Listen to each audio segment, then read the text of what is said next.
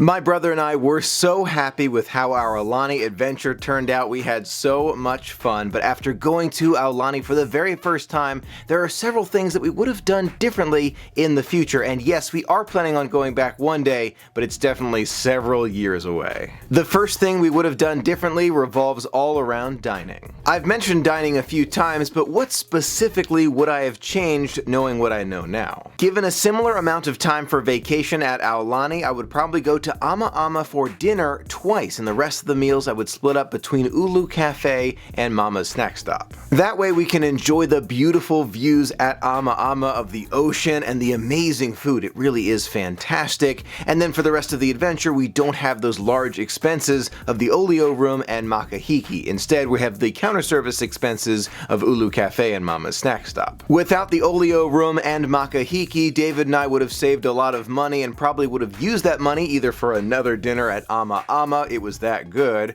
or maybe some other excursions. On this most recent adventure, we had the opportunity to go to several great places around Oahu, including Leonard's Bakery, which I would immediately go back to, Makapu'u Point, which was really cool, and the Blowhole, which was also really cool to see. In the future, David and I do want to explore more of the island, again many years away, maybe even the North Shore or Lanikai Beach, other places around, and especially Pearl Harbor. We want to go back to Pearl Harbor and do a full tour, including the sub-tour and a tour of the Arizona. Now, on that note of excursions, as much fun as we had going out and about and seeing more of the island, David and I were talking about the expense of Aulani and how being away from this expensive location might not make as much sense in the future if you don't have as much time. It doesn't make sense to go on excursions, but if you're there for at least 5 or 6 days, then it does make sense. So it's just something to weigh for yourself. We were at Aulani for 5 nights, and it was absolutely magical. One thing that we would have changed is the amount of time, especially considering those 7-night Disney Cruise adventures.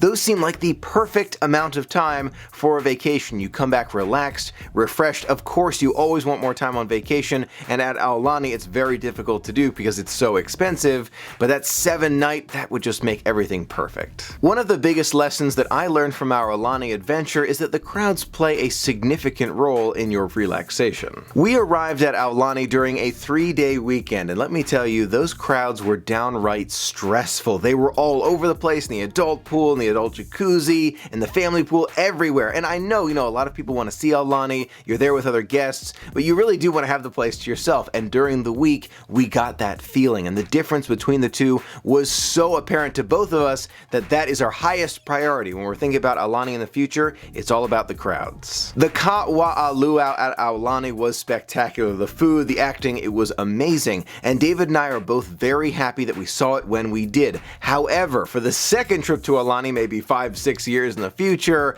would we see it again? Probably not. We'd probably spend that money on other excursions, maybe even at Aulani. Another activity that Aulani has right there at the beach is stargazing. You pay a separate fee and you get to look through their special telescope and see planets and stars and learn all about it at the beach. And I think that would be really cool. Maybe for the future, more of these types of extra activities at Aulani would make a lot of sense. On top of that, another experience that I really want to try in the future, and many of my friends have told me is really important to try, is the spa at Aulani. It's an award-winning spa. I really do want to try it. I couldn't try it on this adventure, again, because of the expenses, but next time I'll know about the dining, I'll know about Kawa'a, which is worth it, but only once, and then I'll be able to go to the spa with that extra money. Besides that, there is really not much that I would have changed about our Aulani adventure. It was super relaxing, a different style of adventure, no doubt about it. It was not about the rides and the experiences, it was about the relaxation, but I loved it. Now, if you've been to Aulani before, whether it's in person or through the vlogs, what would you have changed about that first adventure and future adventures? Would you go to Lanikai Beach